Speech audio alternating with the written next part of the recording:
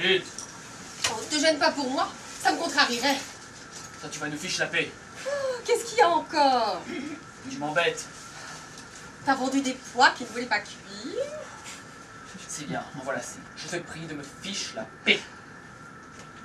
Retour de bal. La petite scène obligée de chaque fois. Oh Dieu. C'est pas la peine, tes jours.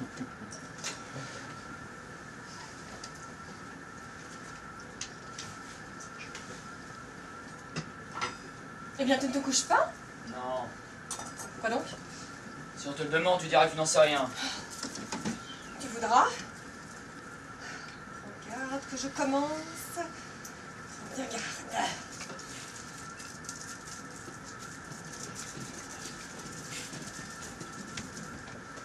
Ah.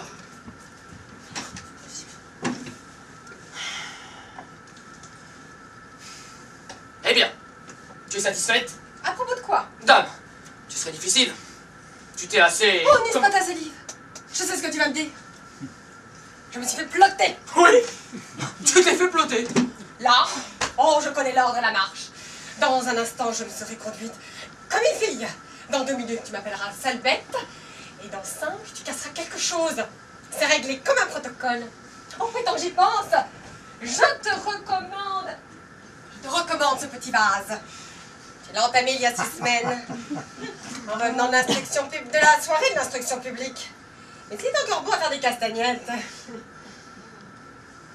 Voilà. Tu commences par la fin. Tant mieux. Ça modifiera la monotonie du problème. Ah, assez. Ne m'exaspère pas. Tu t'es assez compromise. Sale bête, vous allez voir. Sale bête. Tu t'es conduite. Comme une fille. Parfaitement. Ose un peu dire que c'est pas vrai. Ose-le donc un peu. Il n'y a pas de danger, parbleu. Tu t'es couverte d'opprobre. Tu as traîné dans le ridicule le nom honorable que je porte. Oh, navrante histoire. À ta place, j'en ferai une complainte. Tu t'es compromise de la façon la plus révoltante. Oui, je te dis. Et avec un soldat en plus. Car à cette heure, tu donnes dans le pantalon rouge. C'est du joli, c'est du propre. À quand le tour de la livrée? Toi, tu as une certaine chance que je t'ai épousée. Pourquoi? Parce que si c'était à refaire... Ne penses-tu pas que j'en ai autant à ton service? Je te conseille de parler. Une femme dans ta position... Oui, oh, bon, ne joue pas sur les mots. Se galvauder avec un pouce-caillou. C'est un officier? C'est un drôle. Voilà ce que c'est. Et un polisson, et un sot, et un goujat de la pire espèce. Son attitude à ton égard a été de la plus révoltante. Il t'a fait une cour scandaleuse. Oh, pas ça! Tu mens. Ah, charmante éducation! Moi, tu mens. Et quand je mentirais, et quand il me l'aurait faite, cette cour, ce brin de cour autorisé d'homme du monde à honnête femme, le grand malheur, la belle affaire! Pardon? D'ailleurs, quoi, je te l'ai présenté? Il te suffisait de te plaindre à lui-même, plutôt que de te lancer comme tu l'as fait dans un déploiement ridicule de courbettes et de salamalek. Et mon capitaine par-ci, et mon capitaine par-là, et enchanté, mon capitaine, de faire votre connaissance. Ma parole, c'était écœurant de pouvoir faire ainsi des grâces et agrandir ta bouche en derrière de poule avec une figure d'assassin. Ah, tu étais frère comme un sous-bois. Moi? D'ailleurs, quoi? C'est bien la bravoure qui t'étouffe. Oh. Alors tu n'as pas osé, comme le soir où nous étions sur l'esplanade des Invalides, avoir tiré le feu d'artifice et où tu affectais de compter les fusées. 7, 8, 9, 10, 11, pendant que je te disais tout bas à l'oreille, il y a derrière moi un homme qui essaie de glisser sa main dans la fente de mon jupon. Je vais d'en finir, il m'ennuie. Je ne sais pas ce que tu me chantes avec ton histoire d'esplanade. Mais, pour en revenir à ce monsieur, si je ne lui ai pas dit ma façon de penser, c'est que j'ai cédé à des considérations d'un ordre spécial. L'horreur des scandales publics, le sentiment de ma dignité. La peur bien naturelle des coups, etc., etc. Tu es plus bête qu'un troupeau de... Oh, et puis ne crie pas comme ça. Je sens que je ferai un malheur. La peur des coups, la peur des coups. Mais oui, la peur des coups. Tu n'as pas de sang dans les veines. C'est de moi que tu parles? Oh, non, du frotteur. Par exemple, celle-là est raide. Moi, je n'ai pas de sang dans les veines. En 6 mois de temps, j'ai flanqué 11 bonnes à la porte et je n'ai pas de sang dans les veines. D'ailleurs, c'est bien simple. Où est l'encre? Je ne comptais pas donner de suite à cette affaire. Oh, ça, je m'en doute. me réservant de dire son fait à ce monsieur. Le jour où je le rencontrerai, et puisque tu le prends comme ça, c'est une autre paire de manches. Je vais vous montrer à tous les deux, à cet imbécile, et à toi, si j'ai du sang dans les veines, oui ou non, si je suis un monsieur qui a peur des coups. Monsieur, votre attitude à l'égard de ma femme a été celle du dernier des goujats et du dernier des paltoquets. Ne fais donc pas l'intéressant. Tu sais bien qu'il n'a pas son adresse. J'ai son nom et le numéro de son régiment. C'est suffisant et au-delà. Pas de sang. Pas de sang. Ah, c'est du sang que tu veux, ma fille. Eh bien, tu vas en avoir. Et plus que tu ne le penses, peut-être. Voilà un petit mot de billet dont je ne suis pas mécontent. Et qui n'est pas, j'ose le prétendre, dans un étui à lunettes. Qu'est-ce que tu attends? La lettre. Pour la faire mettre à la poste. Il est 8 heures, la bonne élevée. Voici.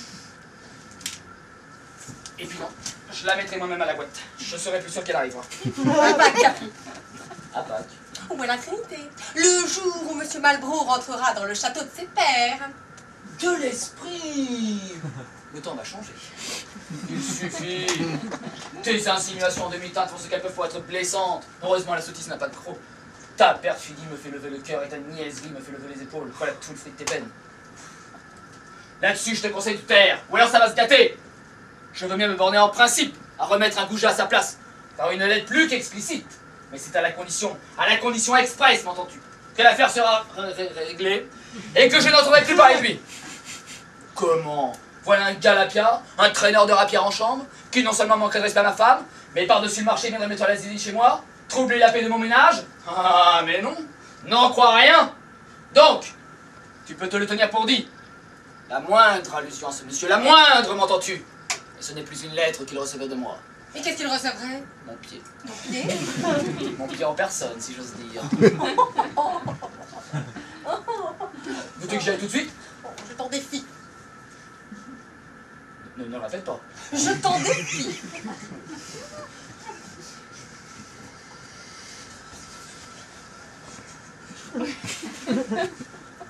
Fais attention. Je t'en défie. Réfléchis bien à tes paroles. Devant Dieu qui nous voit et nous entend, nous nagerons dans la tragédie si je franchis le seuil de cette porte. Le seuil. Le voilà, le seuil. Et voici la porte grande ouverte. Aglaé. Passe-le donc un peu. Non mais passe donc le seuil que je vois. Il va donc donner ton pied à ce monsieur. Aglaé. Non, va donc, voyons. Qu'est-ce qui te retient? Qu'est-ce qui t'arrête? Va donc. Va donc, va donc, va donc. Oh, tu me donnes des ordres à présent? Va donc, dit madame, va donc. Étonnant comme j'obéis. En vérité, tu aurais seulement 10 ans de moins. Je t'administrerai une fessée pour te rappeler le sentiment des convenances. Qu'est-ce qui m'a battu une morveuse pareille?